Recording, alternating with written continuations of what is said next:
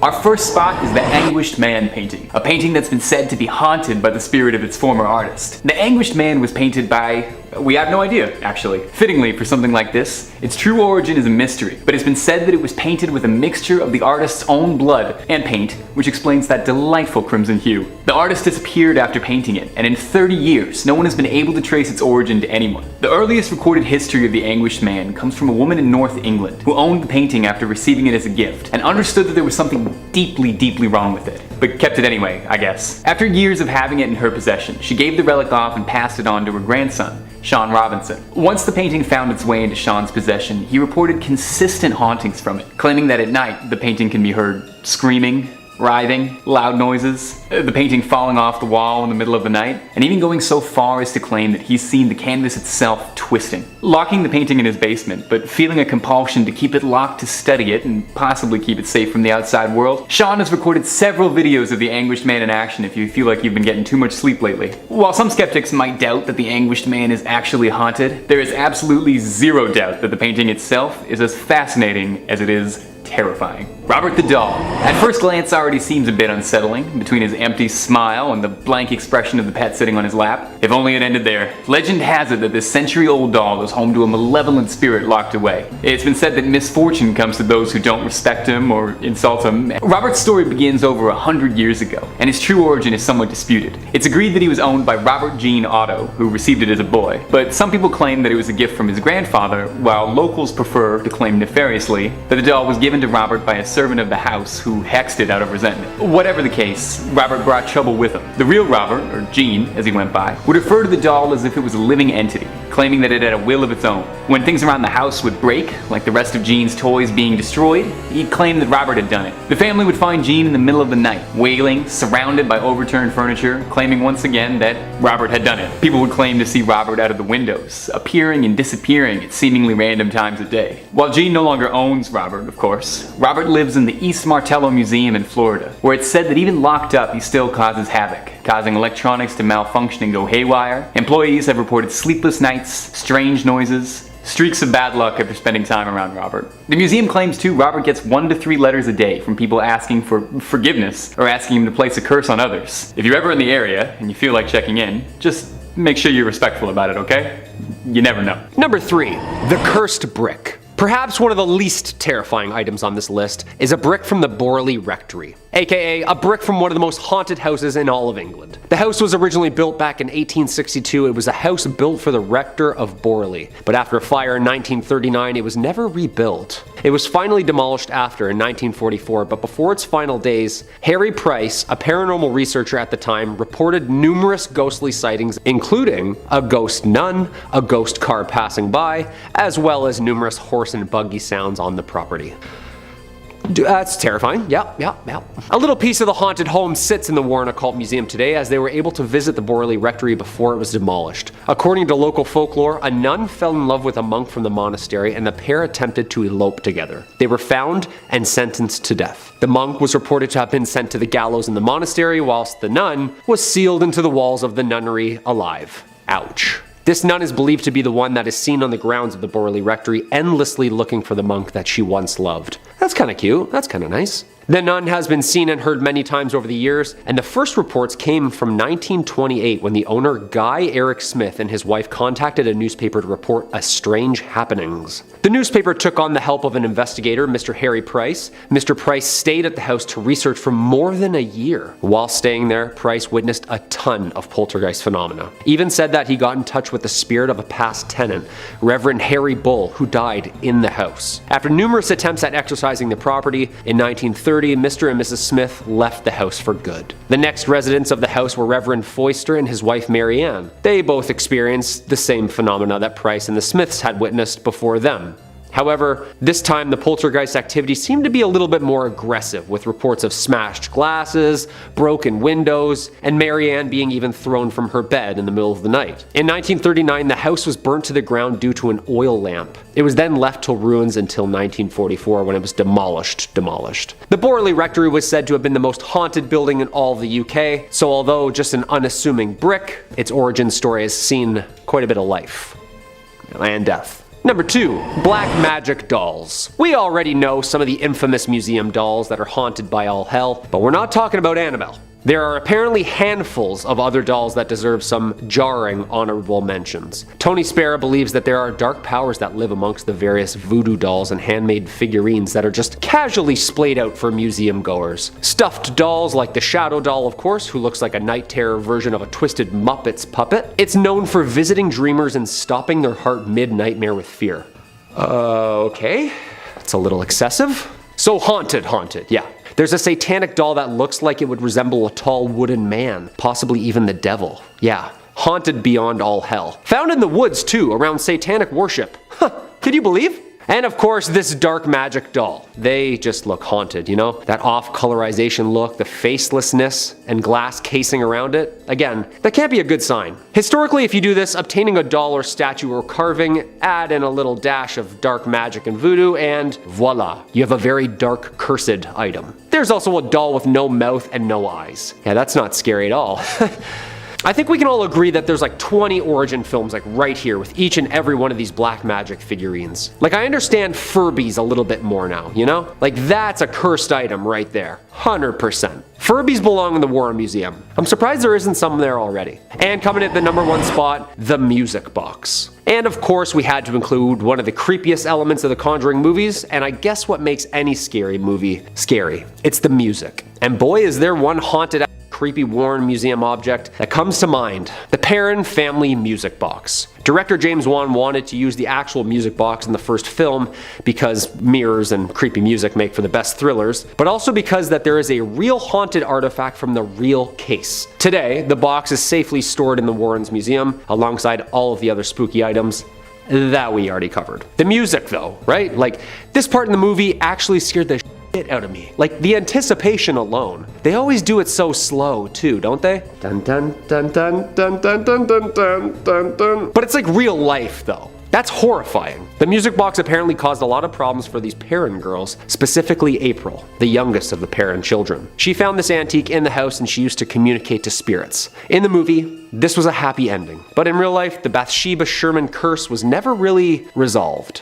The original OG film, The Conjuring, was one of the best haunted house movies of the last decade that arguably spawned both a franchise and a new respect for old school horror. I wonder what's next for us in the James Wan universe, cause that werewolf paw, yeah, that looks terrifying. Number 5, Uluru Rock. If you're heading down under for a vacation this year, well, there's a certain object that remains very cursed there that people don't really recommend you tamper with. And it's huge. Uluru Rock. Yeah, this massive sandstone monolith in Australia was discovered on paper in 1873 by surveyor William Goss. He named the landmark Ayers Rock in honor of the then Chief Secretary of South Australia, Sir Henry Ayers. Known as such, of course, until 1993 when it was officially renamed to Uluru, honoring the title originally given to the Anangu First Nations peoples, to whom the site is sacred and, more importantly, home. This thing is strange. First off, this place is highly sacred, stumbled upon by the First Nations people of the northern Aussie area for who knows how long. This site has been known over the eons to have strange powers though, i.e. any tampering, stealing, defacing, or slandering the megalith is a sure way to test your luck against, well,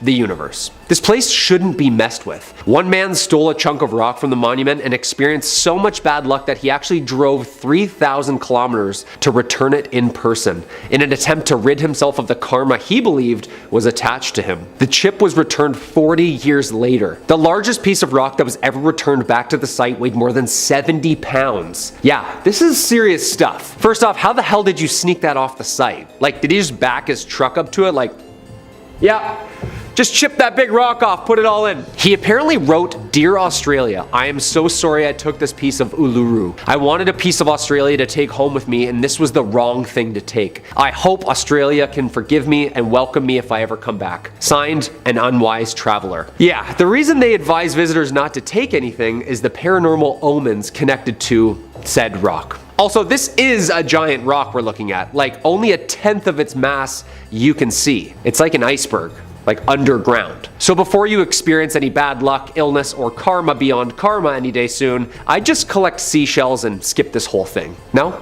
Number 4, the Voynich manuscript. As always, if you like what we do here at Top 5 Scary, make sure to hit that like button down below or comment down below which archaeological find you know of that has impending doom upon the discoverer. I love this stuff. It's scary beyond all belief, but it's interesting. We're all about it here. And speaking of, so apparently there's a giant Italian Renaissance-ish folio called the Voynich manuscript. It's named after Wilfrid Voynich, a Polish-Lithuanian book dealer who purchased it in 1912. Yeah, we don't really know what this thing is. One thing it most certainly is would be the most bizarre and mysterious book of all time. 100%. Not only is it detailed so carefully and patiently, it's all like Tim Burton-like, with an entire world drawn and recorded that isn't ours. Like, is this a parallel universe book? Is this language even known? Like, it's unknown, like predates Latin and doesn't even use phonetic patterns and coding. It's the riddle of all riddles. Written in the 15th century, somewhere they think between 1405 and 1450, all 240 pages are inscribed in some sort of indecipherable language, with a small alphabet only of about 170,000 characters. Yeah, it's gonna take a while for them to crack this one. The contents alone have cursed people mad, with obscure visions and obsessions for years. My precious. Historians and cartographers have tried to crack the code for hundreds of years, yet not one has been successful. Why wasn't this a national treasure movie? I feel like this would have been perfect. Was it written by people from another world? An unknown species? It's so familiar yet so alien. Radiocarbon dating from the University of Arizona proved for all pages tested that once started, the writing was continuous for like 20 years. Protein testing revealed that the parchment was actually skin. About 150 calves slain for this Goliath mystery. It remains at Yale, waiting to be decoded to this day. Creepy! Number 3, the purple sapphire. Well, not really a sapphire, but actually an amethyst. The spiky purple quartz looking thing. Hey, who said that haunted to hell items can't be precious and beautiful? Well, don't say that, because apparently this one is cursed, like cursed. The mysterious Delhi purple sapphire is now permanently on display as part of the Natural History Museum's vault collection of precious gemstones. The mysterious stone is rumored to have been stolen by a British soldier from the Temple of Indra, the Hindu god of war and weather, in Kanpur, India, during the Indian Mutiny of 1857. It was brought to England by Colonel W. Ferris, whose family then supposedly suffered many financial and many health problems. I love how financials first. The stone was given to Edward Heron Allen, a scientist and writer, in 1890, who claimed to have started having bad things happen to him and those who were lucky enough or unlucky enough to see or hold it. He came to the conclusion it was hexed with a curse, and eventually decided to have it stored away in a bank vault inside 7 locked boxes with a note of warning to anyone who dare handle it. Allen warned that the Delhi purple sapphire is cursed and is stained with blood and the dishonor of everyone who has ever owned it. Weary of its alleged powers, he kept it locked away in 7 boxes and surrounded by good luck charms. He also left strict instructions not to remove the amethyst until 33 years after his death. It's very specific.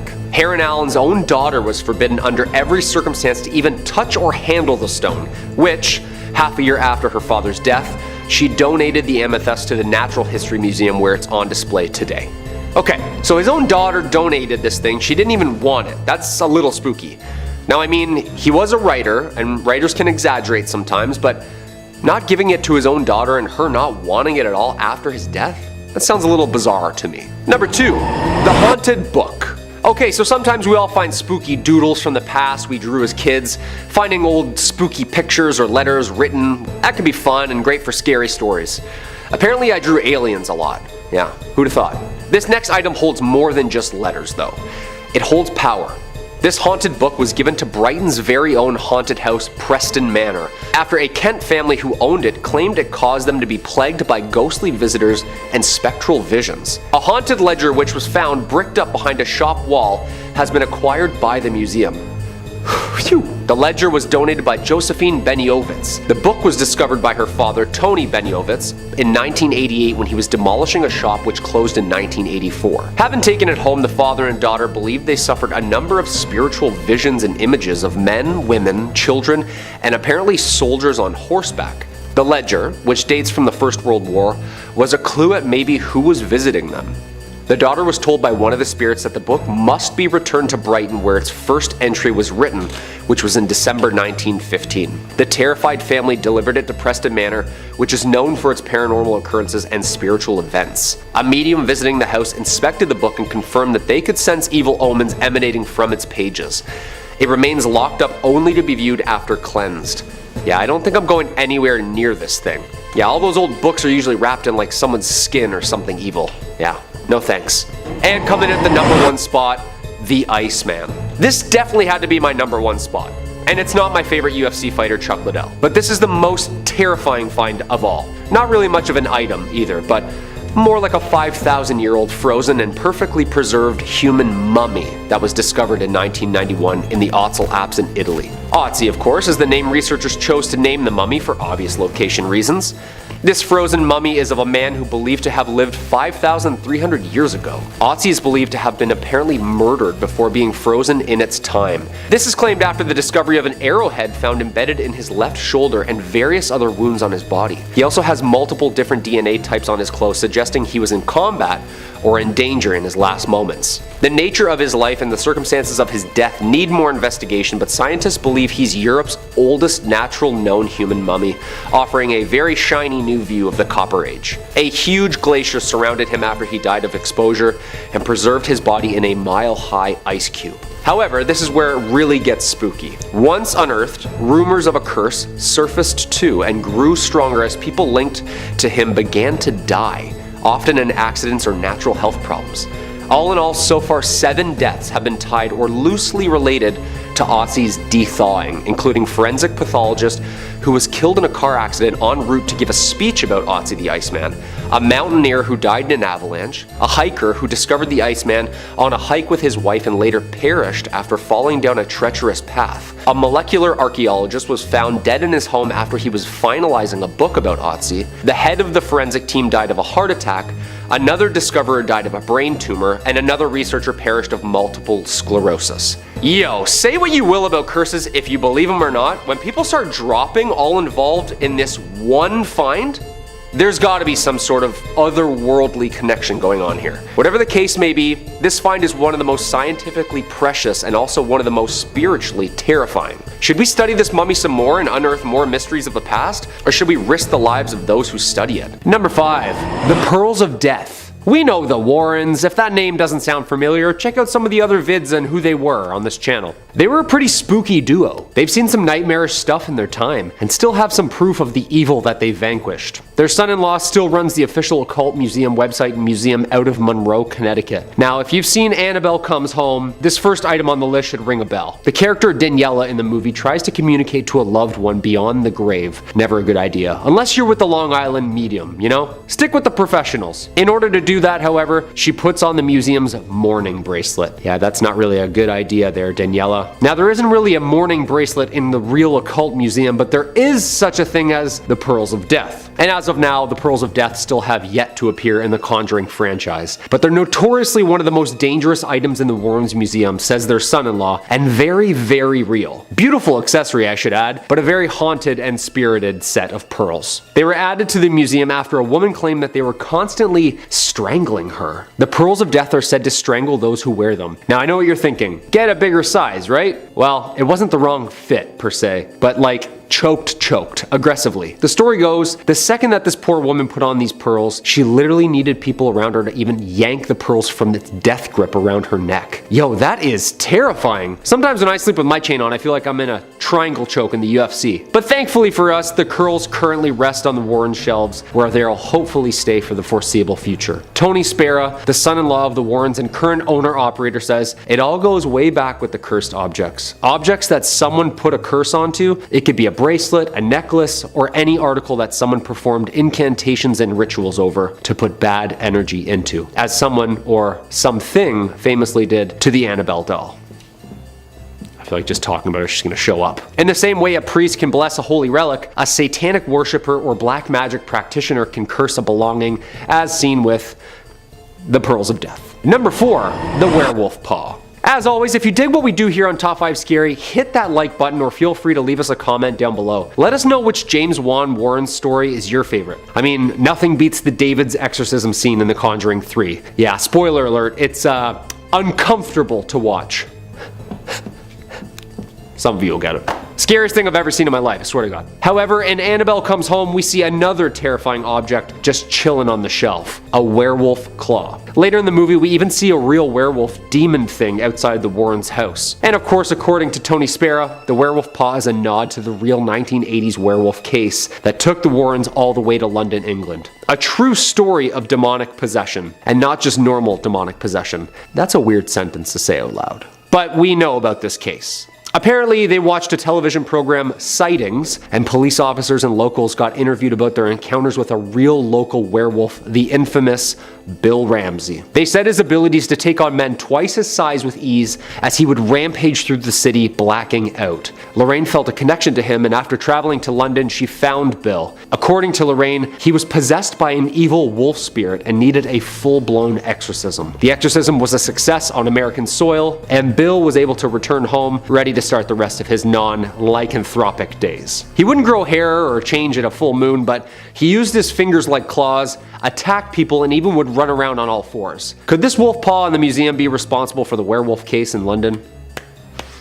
I think it might. Number 3, the mummy. Not actually a mummy, but the mummy board, or coffin, or lid. The board is painted of an unknown high-status woman from the 21st or 22nd dynasty. Timescale for you, that's about 1,000 years BCE. The British Museum's unlucky mummy has earned quite the reputation for causing destruction through its ancient curse. The mummy was found at Thebes in Greece in the late 1800s, and tales of its curse started soon after its discovery. It's said that of the 4 young Englishmen who bought it, 2 died in a shooting accident and 2 died of health problems. A string of illnesses, accidents, and deaths following this are said to be attributed to the lid. One of the most infamous rumors about the mummy's curse is that it caused the sinking of the Titanic. Wait a minute, what? One of the victims on board was a journalist who apparently was the first to publish articles about the mummy's find and the curse that went with it. Survivors from the disaster recall hearing stories about the ship of an ominous artifact that has a sinister reputation. As the mummy stories and the rumors spread, people who survived began to ask the question if the rumors had caused the disaster that night. The unlucky mummy is now an ancient Egyptian artifact in the collection of the British Museum in London. The identity of the original owner is still being studied and the related causes brought on by it. Due to the brief hieroglyphic inscriptions of short religious phrases, scientists are still trying to decipher the name and the curse that comes along with it, and the actual location of where the body disappeared to. It's been feared since the discovery in the late 1880s, and the mummy's lid has acquired a reputation credited with causing death, injury, and large-scale disasters, earning the nickname the Unlucky Mummy. None of these stories have any basis in fact, of course, but the mummy serves as a spiritual question mark and remains a mystery to scientists who crack the code open. Yo, where's Brendan Fraser when you need him, right? He can figure this whole thing out. Number 2, the haunted bed. Apparently there's a bed that makes you more dizzy and have more sinister evil visions than that of a night on a waterbed. Yeah, I've had a couple hungover nights lost at sea, let me tell you. Gets pretty choppy out there. Highly don't recommend it. But this bed, I also highly don't recommend. The lavishly ornate great bed of ware does not like you sleeping in it. The hardwood oak bed is richly decorated and carved with figures and scenes you could daydream for, well, days over. It's so large that it's rumored to comfortably sleep 4 couples. Yeah.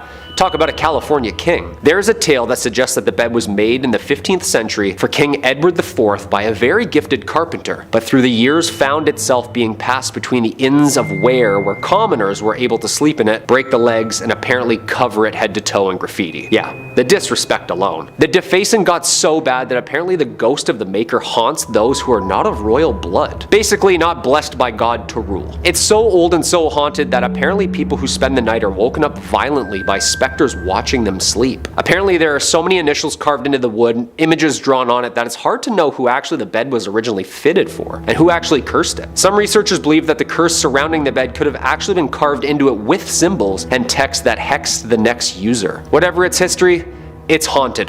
The bed can now be found in the British galleries of the Victoria and Albert Museum in London. We need like the Long Island medium to take a nap in it, you know what I mean? See what she thinks. And coming in at the number 1 spot, the Terracotta Army. The Terracotta Army was discovered in 1974 by a group of farmers. Yang Zihifa, his 5 brothers, and neighbor were digging a well east of the Qin Emperor's tomb mound at Mount Li. For centuries, occasional reports mentioned pieces of terracotta figures and fragments of the Qin necropolis. Roofing tiles, bricks, and masonry were regularly found. But when they discovered heads, Chinese archaeologists started to investigate. To this day, it remains the largest pottery figurine group ever found. The Terracotta Army seemed to be a collection of terracotta sculptures depicting the armies of Qin Shi Huang, the first emperor of China. It is a form of funerary art buried with the emperor around 209 BCE with the purpose of protecting the emperor in the afterlife. The figures were discovered in Lingtong County outside Shaanxi, China. The figures vary in height according to their rules, and they're all dressed in different garbs. The tallest, of course, being the generals. These statues include warriors, chariots equipped with horses, more than 8,000 soldiers, 130 chariots, 520 horses, and 150 cavalry. Other terracotta non-military figures were found in pits close by, including officials, acrobats, strongmen, and musicians. Yo, are we sure that Medusa didn't just like make her way through China and start stoning people in time with her looks? Because that's like an entire city made out of clay. In the records of the Grand Historian, China's 24 dynastic histories, it was written that work on the mausoleum began in 246 BCE, soon after Emperor Qin ascended the throne. Apparently the project involved 700,000 workers. Yeah, I'd really hope so, because that many perfectly sculpted figures are so realistic. There must have been a city of artists. The site is now a UNESCO World Heritage Site and has been since 1987. This is scary just looking at it. I'm not convinced this was just an art project for the journey between spirit realms. I think this was used as a decoy for battle. 20,000 figurines just chillin' waiting seems pretty intimidating to me. Whatever its origins, it's jarring to look at. What do you think? Well, there you have it, folks. 5 cursed items that scare historians so much that literally all of these are tucked away safe in a museum with lots and lots of security cameras. I don't think anyone's breaking in to steal a haunted bed, but who knows, maybe these items have more cursing to do. Number 5. The Ring of Sylvanus. The Vine Ring, aka the Ring of Sylvanus, is a gold ring dating back to the 4th century AD. The ring was discovered in the fields of a farm in 1785 in Hampshire, England. Originally the property of a British Roman named Sylvanus, apparently it was stolen by a person named Senicianus, upon which Sylvanus hexed the ring with a curse. That's right. In 1888, the owner of the property wrote about the ring in a history of his property, which is now a National Trust property. The ring went on display there in April 2013, where it's been ever since. Oddly, in 1929, during excavations of the site of the Roman Temple of Nodens at Lydney Park, archaeologist Sir Mortimer Wheeler discovered the now apparent curse that goes with said ring. Consulting shortly after with one J.R.R. Tolkien. That's interesting. The ring is apparently much larger than most rings as well and was perhaps made to be worn over gloves. The band of the ring has 10 edges. Among it is the goddess Venus engraved, along with the saying, "Live in God." Yeah, that's pretty awesome. The lore goes, while at the temple Sylvanus' gold ring vanished. Believing the thief to be an individual named Senicianus, Sylvanus demanded supernatural justice. And at the Temple of Nodens, crafted and carved a hexed tablet known as the Curse Tablet, or Defixio. On the tablet, he wrote, quote, "For the god Nodens, Sylvanus has lost a ring and has donated 1/2 of its worth to Nodens. Among those named Senicianus, permit no good health until it is returned to the Temple of Nodens." Yeah, that sounds like a spell to me. You better return that, buddy. Nodens is like Poseidon. Yeah, that's not good if he's out there looking for you. Number 4. Tutankhamun's trumpets. The trumpets are a pair that were first found in the burial chamber of the 18th dynasty pharaoh, famously known as King Tut. One sterling silver and one bronze. They are considered to be the oldest operational trumpets in the world, and the only known surviving examples from ancient Egypt. The trumpets were found in 1922 by Howard Carter during the excavation of Tutankhamun's tomb. Yeah, you know, the whole cursed tomb thing. The bronze trumpet was discovered in the tomb's antechamber in a large chest containing other military objects and walking sticks. The silver trumpet was found in the actual burial chamber. Both are engraved with decorative images of the gods. Similar looking trumpets feature in Egyptian wall paintings that are usually, but not always, but most associated with military and war. Silent for more than 3,000 years, the trumpets were played for a live audience of 150 million people through a BBC broadcast live in 1939. And then World War II happened. Because apparently the curator of the Tutankhamun collection at the Egyptian Museum says whenever someone blows into it, a war occurs. The same thing happened in 1967 and the 1991 Gulf War when a student was doing research on Tutankhamun's collection and gave her a whirl. Yeah. The bronze trumpet was one of the artifacts stolen from the Egyptian Museum in Cairo during the Egyptian looting riots in 2011 and then, hilariously enough, returned weeks later. Yeah, apparently it's like really cursed. Like haunted cursed. Guy didn't want it anymore. Shocker. Number 3 on this list is the Maori warrior masks. Now these warrior masks hold a curse that won't affect everyone, just a small portion of people. Specifically, women who are soon to be expecting children. The Occult Museum says New Zealand's Maori warriors are part of an ancient tribe who would carve unique masks when it was time for battle. When a man died in the mask, it was believed that his soul would remain trapped in the mask they were wearing. Although their mythology does not dictate that any harm is done by the trapped souls, the presence of the masks has a strange and sometimes fatal effect on pregnant women. Women who are expecting often experience complications when they come in contact with the masks. It's unknown why this phenomenon occurs, but the museum that holds the remaining masks posts a warning that pregnant women should stay away. The literal museum is out here warning pregnant women not to come. That's how you know that this thing's seriously dangerous. Like whenever a business or enterprise does something that's actually gonna lose them money, that's when you have my attention. Considering they just lost an entire demographic of people, I'm now listening and buying into this curse. The paranormal investigators who aren't pregnant have taken a look at this and they're having a hard time getting to the bottom of it. Some people have suggested that the Maori tribe thought that pregnant women were taboo, but that also doesn't really make any sense because then how would they have repopulated their tribe? Regardless of why it is the way that it is, just know that if you are expecting, that's not the right time to take a look at these masks. Number 2 on this list is the Surrey ghost car. So this is a weird one and definitely something that paranormal investigators are a bit spooked by. List 25 says crashes are common on the A3 highway in England, so it looked like a routine matter when police in Surrey received calls that a car had veered off the A3 with its headlights blazing. But when officers went to investigate, they found no signs of the reported vehicle. However, a further search revealed chilling results. Just 60 feet from the reported crash scene,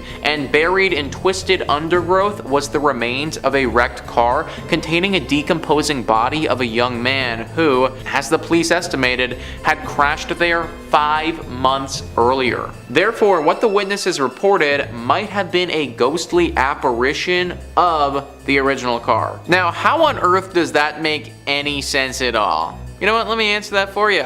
It doesn't. First off, how did no one notice this car earlier? And then, what was that ghostly apparition that had a car veer off the road? Paranormal investigators are all scared of this one because who knows what type of effect this ghost car could have on your vehicle. And finally, number 1 on this list is the cursed mirror. This mirror isn't just cursed with a bad reflection, it's gonna show you something a lot worse than just you with a little bedhead or something. Instablog says, if you've seen Oculus, then chances are already you're scared of mirrors. And let's not even go back to the time when Bloody Mary was a whole thing. But if these creepy images of mirrors in the horror genre weren't enough, here's a real object which is most likely cursed. In St. Francisville, Louisiana, there's a plantation house which is one of the most haunted houses in America. Inside the house is this mirror, a cursed mirror. Legend goes that the plantation slave brutally killed the owner of the house, named Sarah Woodruff, and her daughters inside the house. Ever since then, they remain trapped inside the mirror. Visitors often report sights of handprints on the mirror, along with some unexplainable strange marks. And the classic haunting is also rumored, figures dressed in white, old-fashioned attire visible on the other side of the mirror. Some people who have been exposed to this mirror for longer than they should say that these figures in white follow them around too, that they've even seen them appear in other mirrors outside of the plantation, and one or two of them have talked about how they've seen them outside of a mirror entirely, as if they were standing like right in front of them. It seems like the longer that you're exposed to this, the more of an impact the curse will have on you. Kind of like, I don't know, radiation poisoning or something like that, where the time you spend among the toxin, that's gonna hurt you more. Obviously, because of this, paranormal investigators don't want to spend too long investigating this mirror. A short stint doing some research probably won't hurt you, although it will definitely give you a scare considering you're gonna see the figures on the other side. But extended exposure is where the real danger lies with this cursed item. Number 5 on this list is Robert the Doll. Robert the Doll is one of the most haunted and cursed dolls on the entire planet. Ghosts and Gravestones says the story of Robert the Doll dates back to the early 1900s when a young boy named Eugene Robert Otto was given a one-of-a-kind handmade doll by a servant that worked for his parents in his home. Eugene, who everybody called Gene, named the doll Robert and quickly became attached to his new friend. The home where Eugene lived, now called the Artist's House, is located at 534 Eaton Street and was built between 1890 and 1898. It was here that Eugene was given Robert the doll and where a friendship that lasted throughout his lifetime and beyond was forged. While he seemed like an ordinary cloth doll, it wasn't long before Robert was involved in strange and somewhat terrifying events. The first hint that something out of the ordinary was happening was one night when Gene, who was only 10 years old, awoke to find Robert the doll sitting at the end of his bed, staring at him. Moments later, his mother was awakened by his screams for help and the sounds of furniture being overturned in her son's bedroom. Gene cried for help, begging his mother to rescue him. When she was finally able to wrench the locked door open, she saw poor Gene curled up in fear on his bed, his room in shambles, and Robert the doll sitting at the foot of the bed. And all the child could say was Robert did it. Now, this was the first instance where Robert was acting up, but there have been tons of experiences since then where this doll is just doing things that really shouldn't be doing. He now lives in East Martello where visitors flock to see him, although it's a bad idea. There are letters and notes all around Robert from people that have come to see him, all begging for Robert's forgiveness. Apparently, taking a picture of Robert without his permission will cause him to start to haunt you. This curse has affected hundreds to thousands of people, and they all usually end up coming back to Robert begging for freedom from this curse. At this point, paranormal investigators have learned that messing with Robert really isn't the best idea, and just leaving this doll alone, probably the smartest thing to do. Number 4 on this list is the Screaming Skull. Last I checked, if there is no meat on the bone, then a skull shouldn't be screaming. That's kind of what's going down with this one extremely haunted skull in Burton Agnes Hall, England. Instablog says, what if you touch an object and then you hear terrible, deafening screams? That is precisely what happens when you touch this skull at an Elizabethan manor in England. Burton Agnes Hall is the house of Catherine Ann Griffith, who was brutally murdered by numerous bullies in 1620. Her skull still rests inside the house. Why? Because whenever somebody tried to take it out of the house, what happened next terrified them to the bone. People who have tried to touch or disturb that skull have reported seeing a scary ghost walk in and utter a deafening scream. This scared the people so much that they actually ran out of the house in terror. If you're up for a scary challenge, then this might be your chance to prove your mettle to the world, but for the weak-hearted ones, it's wise to stay away. And yeah, guys, I mean, I agree with that article right there. Probably best not to mess with this thing. I mean, a bunch of paranormal investigators won't even go here anymore. If a bunch of paranormal investigators think that this area is too scary for them, then sorry guys, I'm tapping out. It's way too scary for me too. Number 3, the statue of Osiris. And speaking of ancient Egypt, we arrive yet again at something stolen. The statue of Osiris. In 1971, during an excavation in Saqqara, Egyptologist Walter Bryan Emery found a small statue of the Egyptian god of death, Osiris. He and his assistant returned to the dig site's office in a nearby village as Emery took the statue of Osiris with him. Once at his house, Emery went to the bathroom to shower, and after moments, his assistant began to hear Emery screaming. He found him clutching the sink, clearly experiencing some kind of trauma. His assistant said that Emery stood there paralyzed. I grabbed him by the shoulders and dragged him onto the couch. Then I ran for the telephone. Emery was diagnosed with paralysis of the right side of his body and was unable to speak. He actually died the following day. Talk about curse of the pharaohs. It's been said that there was a possession of a Canadian woman who believed her home had also become haunted by said statue. The woman gave it to the Ontario Museum, which returned it home to Egypt. Have we seen this video of said statue moving on its own? Like, this is from a Manchester museum, and this thing is just moving on its own all day. Yeah, this god's pretty powerful, and this stuff needs to be respected, you know? And returned. Like, you can't just steal stuff and throw it up in a museum overseas. Especially the stuff that clearly says in hieroglyphics, do not remove this, you will be cursed. We're uncovering more and more buried Egypt every day. Just please be respectful and leave the stuff alone after discovering and documenting it. And whatever you do, don't play any more instruments, okay? Number 2, Ballista balls. Almost 2,000 stones were found during archaeological excavations in the Gamla Natural Reserve, of which the ancient Jewish city of Golan Heights used to sit. This is the site where the largest number of ballista stones from the early Roman period were found. Basically, these little sanded stones are perfectly smooth and perfectly designed for ancient machine gun slingshots.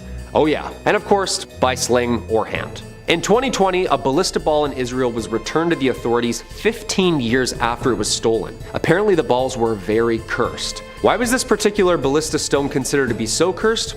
Who knows? The artifact has been returned by an anonymous person under the name Moshe Manis. According to Moshe, the thief who stole the ballista stone stole it in 2005 when they were a teenager. Yeah. Oh yeah, it's definitely not me. No, it's a friend of mine. Yeah, no, definitely not me. Him and his friends were touring a display of ballista stones at the Jerusalem Walls National Park in the city of David. These ballista stones were used by the Romans when they were fighting in Jerusalem in 70 AD as part of the first Jewish-Roman war, known also as the Great Jewish Revolt. The man returned the 2,000-year-old Roman ballista balls from Gamla and actually wrote a little note on it saying, quote, "These are 2 Roman ballista balls from Gamla, from a residential quarter of the foot of the summit. I stole them in July 1995, and since then, they have brought me nothing but trouble. Please do not steal antiques." You said it, buddy. Those stones have seen their fair share of bloodshed. You don't want any part of that smoke. And coming in at number 1, the Wailing Skull. Our number 1 spot, of course, the one that scares me the most. Skull banshees screaming throughout the middle of the night. Oh yeah, just screeching ghost heads. You know this is a thing, right? Like, way more common than we think. Like, they're like everywhere. Burton Agnes Hall is in East Yorkshire, was built in 1598 during the reign of Elizabeth I by 3 sisters of the Griffith family. The youngest sister, Anne, was apparently attacked. They beat her after she apparently refused to give them her belongings. Locals heard her cries and came to her rescue and returned her home, though sadly perishing 5 days later. On her deathbed, she requested that the head be placed within the walls of the unfinished manor. The family ignored her request, and after she was buried and the house's construction was complete, the sisters began to hear sinister noises throughout the empty house. Well, screams, actually. The sisters returned to their family's vault to fulfill the past sister's request, and when they opened the tomb, the body was completely intact except for the now smiling skull across the room from the body. Okay, the head was taken back to the Burton Agnes Hall, and miraculously, the noises and disturbances stopped. It's like she asked to be there or something. The noises would only happen again when later residents tried to remove the skull from the premises. Yeah, I'd put that back immediately. Don't mess with people's scary like this, you know? The skull was later cemented in the walls for safety. Yeah, I'd hope so.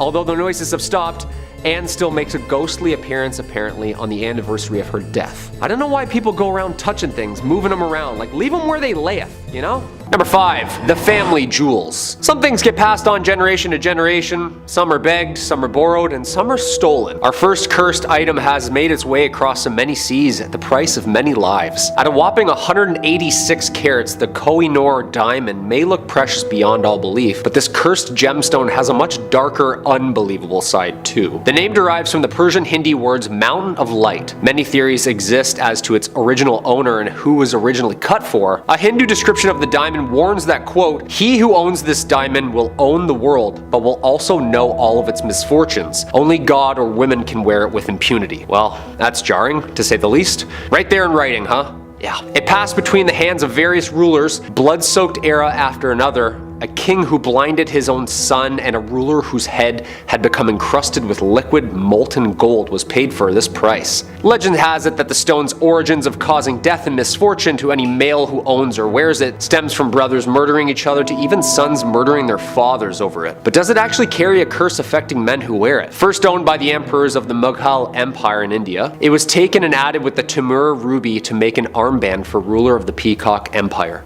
The diamond then went to Sikh Maharaja Ranjit Singh. After his death, his 5-year-old son Duleep Singh, the last Maharaja of the Sikh Empire, would be the last male who ever seemed to wear it. Since being owned by the British royal family, and oddly enough, it's only ever been worn by females. After Queen Victoria's death, Queen Alexandra got it and was used to crown her at her coronation in 1902. The diamond was then transferred to Queen Mary's crown in 1911 and finally to the Queen Mother's crown in 1937, where it remained for more than 80 years. When Queen Elizabeth died in 2002, the crown was placed on top of her casket for the funeral. All of the crowns are now on display in the Jewel House at the Tower of London, with crystal replicas of the diamonds set in the older models they were in. So what's the deal? Is this thing still cursed? Did the royal family know something that we didn't? Maybe. Number 4. The statues of Lem. The Women of Lem statue was discovered in Lem, Cyprus in 1878 and dates back to about 3500 BCE. The statue eventually earned the nickname the Goddess of Death after 4 different families experienced tragedy while handling and owning the carved stones. The first owner, Lord Elfont, along with his entire family, perished within 6 years of owning the statue, all from mysterious and rapid illnesses. The other 2 owners, Ivor Minucci and Lord Thompson Noel, also died along with their entire families just a few short years after obtaining the statue within their homes. The 4th owner, Sir Alan Beaverbrook, died alongside his wife and 2 daughters of mysterious causes while in possession of the carved rock. Although his sons did not believe in the curse attached to the statue, out of fear of the sudden misfortunes around them, they decided to gift the Royal Scottish Museum in Edinburgh the find, where it is now encased in glass, safe, unable to bear any other family bad news. You gotta think, someone was just like sitting there back then chiseling this rock like 6,000 years ago. What were they thinking? What were they saying out loud? What were they looking at? Why did they seem to have blessed this rock with so much evil and misfortune? You tell me. Number 3. Metal balls. So, metallic floating shiny balls have been recorded for years. Giant metallic balls like this have been found literally littered around the planet for decades, apparently. Ufologist and professor at Stanford, Gary Nolan, is currently studying these metal Malteser-looking things right now that people have collected and auctioned off since the 50s. Right now in Texas, there's a dude who has a ton of these apparent real alien tech. Jim Marlin, famous music producer, was given these metal giant pinball-looking spheres by a celebrity's bodyguard, apparently, who said that they were dropped from a craft in his backyard in the early 50s. And like, a lot of celebrities have touched these. Dennis Hopper, Jane Fonda, that's Hollywood people. These things are famous on their own. They also move on their own, and apparently hold power and light up once in a while on their own. Yeah. That's not scary at all. Hey dad, after Survivor, can you just move your metal giant floating balls out of the living room? Yeah, mom asked me to ask you. In the 70s, the Betts family of Florida came across a small metal sphere the size of a bowling ball in the woods behind their house. Their first thought was the sphere was an old cannonball from a battle. They decided to take the sphere home, and when the sphere seemed to react to the sound of music in the house, making a throbbing, pulsating noise, later the sphere was even seen rolling on its own and would even stop and change direction in the house. Yeah, that's terrifying. Even the Navy went there and checked out these giant mysterious metal orbs. Every time I'm on Reddit seeing these like light orbs trucking around the skies, I can't help but think, is that them? Like, that's them. One thing's for sure, they don't seem to be made here. Number 2, the Antikythera mechanism. The Antikythera mechanism is an anomaly on its own. For those of you who aren't familiar with it, it's basically an ancient computer that uses the cosmos to predict astronomical events. Thought to have been the first analog computer ever created, and no, it wasn't made in a garage in 1997 somewhere. It was invented by who knows who, like 2,000 years ago. Captain Dimitrios Kontos and his crew of sea sponge divers discovered the Antikythera shipwreck in early 1900 just off Antikythera in Greece, hence the name.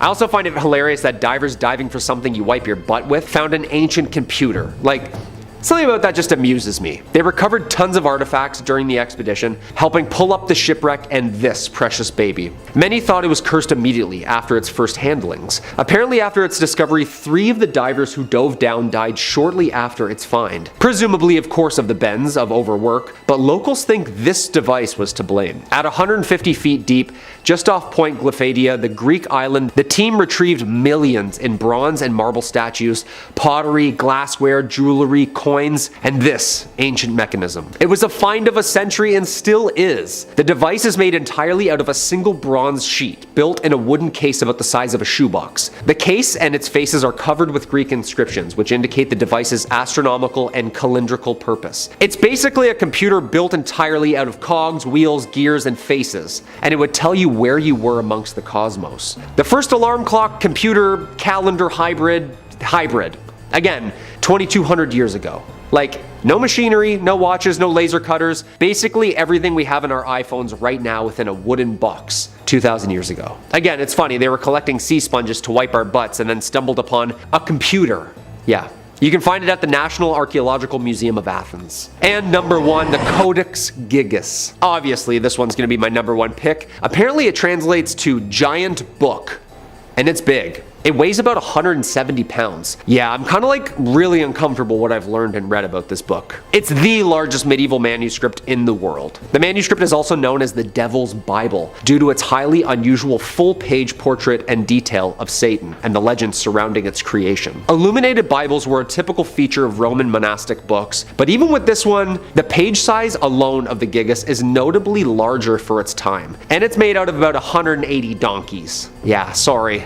Poor little guys. The most famous myth is that the scribe traded his soul to the Prince of Darkness himself so that he could complete the book in only one night. Everything within the book has been handwritten by a single anonymous person. Created in the early 13th century in the Benedictine monastery of Bohemia, now modern-day Czech Republic, this book holds demonic power. The manuscript contains the complete Bible, Old and New Testaments, as well as all medicinal and cosmological knowledge, all written in Latin, and predated glyphs. However, it is, unbeknownst to any of us, missing 10 pages. Yeah, just ripped out missing. It's like a movie right there. Apparently some think the Codex was created by Herman the Recluse in the Benedictine monastery in the Czech Republic before being stolen and taken to Prague by the Emperor Rudolf II, who, fun fact, also stole the Voynich manuscript at one point. Yeah, this guy loved collecting like cursed, demonic, haunted scriptures, I guess. According to legend, the scribe was a monk who promised to create in one night a book to glorify the monastery forever, including all human knowledge. Near midnight, he became sure that he couldn't complete this task alone, so whipped out his pen and made a deal with Lucifer, asking him to help him finish the book in exchange for his soul. That's not really a good idea. It's thought it would have taken him at least 30 years non-stop writing to complete it. The book lays in the National Library of Sweden in Stockholm, where it is on display for the general public. Dude, I can't read Goosebumps without having nightmares, let alone going near this thing? Nah, I'm good. Number 5, the organ. Music is the basis of like every good horror movie, isn't it? Music playing from the other room by itself? Yeah, that scares the shit out of me. When I forget my Bluetooth is on and I hear the music from the other room, my heart skips a beat. And there's some Shakespeare sonnets on there, you know, so it sounds like some dudes in the other room just talking to me in Old English. Well, there's actually an instrument that plays by itself, apparently, every night around 9 p.m. Unless it has priests bless it to keep it only wood and ivory. Apparently it likes to play a little number or two from the other side. Residing in the Warrens Occult Museum in Monroe, Connecticut, Ed Warren, the husband of the famous demonologist duo, apparently likes his classic music. Well, not live, I should say. He obtained the organ apparently after authorities cleaned out a haunted house owned by Reverend Eliakim Phelps in Stratford, Connecticut. Somebody from the authority at the city of Stratford reached out to Ed asking him if he'd be interested in obtaining a musical instrument which needed some special handling. Nothing like a dusty old haunted organ, like the old hockey games and churches organs, you know? Apparently one night Ed was woken up by the sounds of the chords of the organ being played. It was late at night, so naturally Ed thought maybe someone had broken in and was fiddling downstairs with the instrument. Ed went down to check it out, and as soon as he entered the museum where the Warrens' haunted items are kept, the organ would just stop. Yeah, creepy. And also annoying. Like, why do ghosts always do that? It's so like trickster of them, you know? This would happen over and over and over again. The organ finally stayed quiet semi-permanently when after the Warrens asked a priest to bless the organ on a regular basis. Apparently it needed to be continuously cleansed or else the mysterious pianist would start their eerie tune again. Yeah, organs have to be the scariest instrument on this planet. So Halloween-y sounding, you know what I mean? And so Dracula-ish. Toccata in D minor, just... Number 4, the wedding dress. Your wedding day is supposed to be the happiest day of your life, isn't it? Dressed to the nines, till death do us part, cake smashed into your face, yada yada yada, and of course, that iconic wedding dress, you know? Yeah, it's tradition. So what's this wedding dress doing in the Warrens Occult Museum then? Well, the official story behind the white gown in the Occult Museum is that of the White Lady of Union Graveyard. She has been spotted for decades. Many claim they have seen the lady in white at Union Cemetery. She's said to walk the graveyard at night, and locals tell us they've also seen her on nearby roads. Union Cemetery sits just off the junction of routes 59 and 136 in Easton, Connecticut. The legend goes, it's the home of a spiritual entity that allegedly walks the property.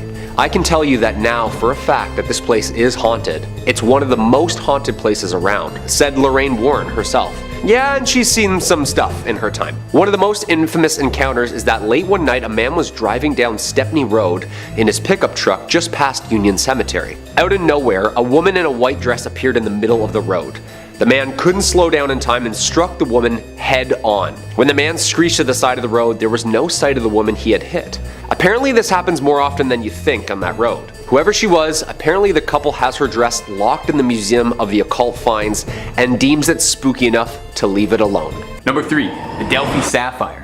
The Delhi Sapphire is a seemingly beautiful gem that carries with it a dark legacy. It's also known as the Gem of Sorrow, named for the misfortune it brings upon all those who've owned it. Its first owner was a British cavalryman named Colonel Ferris, who stole the gem from a sacred temple in India in the 18th century. Soon after returning to England, he was plagued with financial destitution, bringing his family to the brink of collapse. Shortly after this, his family all started to develop debilitating diseases. Ferris suspected that the gem was responsible for these wrongdoings, and attempted to pass it off to a family friend who fell gravely ill immediately after taking it in. Shortly after Ferris's friend passed, the gem was bought by Edward Heron Allen, a scientist who similarly experienced his life falling apart after acquiring the gem. In a desperate attempt to free himself of the curse, Edward threw the gem into Regent's Canal, thinking that he'd freed himself of the accursed stone. Sadly, much like the one true ring, this gem wasn't going to stay at the bottom of a river. It was fished out of the canal and quickly sold to a local jeweler, who recognized the stone as one he had mounted onto a ring for a client, one Edward Heron Allen. Thinking he was doing Edward a favor, the jeweler crafted a new ring and returned it to Edward. Isn't that nice? From there on, Edward swiftly tried to rid himself of it again, this time giving it off to a singer, who after a brief ownership, lost her voice entirely and never sang again. With the ring once again in his possession, Edward decided to end the vicious cycle of re-gifting and lock the sapphire away. He locked it in 7 stacked boxes surrounded by good luck charms, and gave it to his bank to store in their vault until his passing. Never to be opened,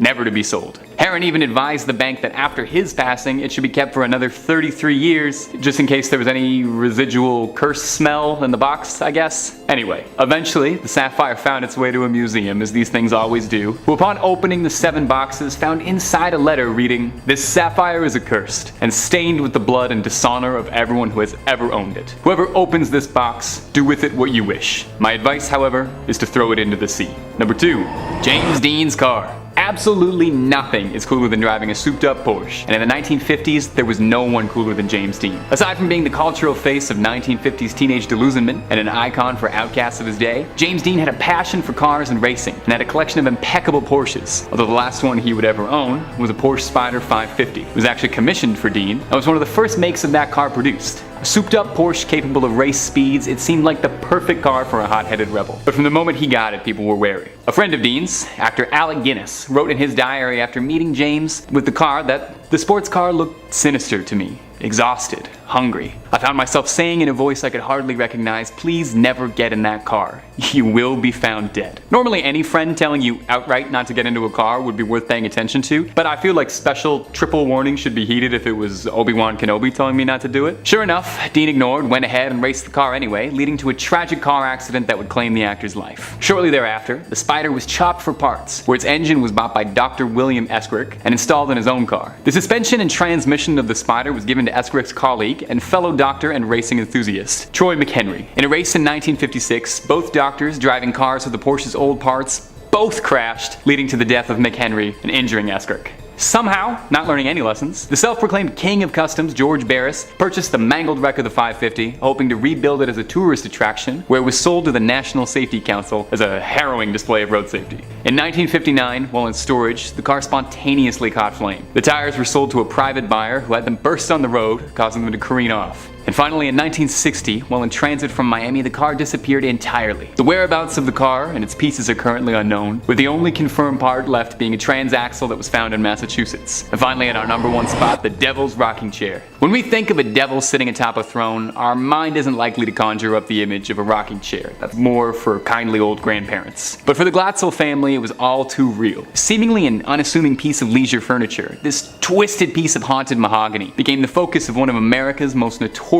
exorcisms. In the early 1980s, the young son of the Glatzel family, David Glatzel, claimed that he was being plagued by nightmares of a creature with jagged teeth, twisted horns, and hooves. And the family was worried, as the boy wasn't really the kind to make things up. The boy insisted that he would see this beast sitting in the chair, rocking, watching him, laughing, threatening to steal his soul away. You know, regular old imaginary friend stuff. The visions persisted and even manifested physically, with David waking up in the middle of the night with scratches, bruises, and cuts, as well as red marks around his neck, as if something had been grabbing his throat. He would convulse during the night, and a family member would watch him sleep, as he would have seizures repeatedly. David started to hiss and growl at his family, and even was reported to have spoken tongues, quoting from the Bible. Eventually it became too much for the family to bear, and professional help was brought in from, who else? Ed and Lorraine Warren, who performed multiple exorcisms, and brought in a series of priests to try and quell the spirits inside the house. Lorraine asserts that she saw the chair levitate in her time there. After a final exorcism, it's reported that the demon left young David, but found its way into his sister's fiance, one Arn Johnson. She reported the same growls, hissing, as well as slipping into periodic trances he couldn't be shook from. Tragically, Arn was involved in a conflict that led to the death of his landlord, and when he stood trial for it, insisted that he hadn't acted on it, but rather it was the demon possessing him that made him do it. He was locked away. After these dark events, the chair was kept away in storage, for fear that its evils might seep into the rest of the world. It resides now in the Haunted Museum, owned by Zach Baggins himself, one of the world's foremost experts on the paranormal, and a sort of modern successor to the Warrens, who's indisputably the wisest man to be owning something like this. Let's just hope he's not looking to get comfortable in it anytime soon.